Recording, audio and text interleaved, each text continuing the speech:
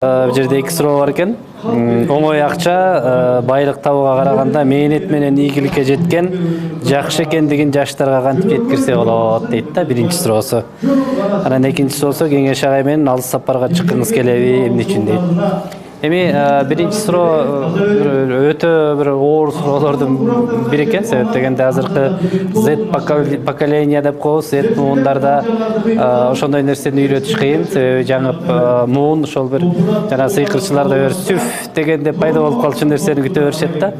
Бирок бул нерсени оңдосо болот. Эң биринчи бул виртуалдуу жашоодон дагы бул жашоодо бир кызыктуу нерсе бар экендигин, ошо жаш мундарды ошол бир кызыктуу долбоорлор, коомдогу кандайдыр бир долбоорлорго аралаштыруу, аларга бир ишеним берүү аркылуу аларды мындай бир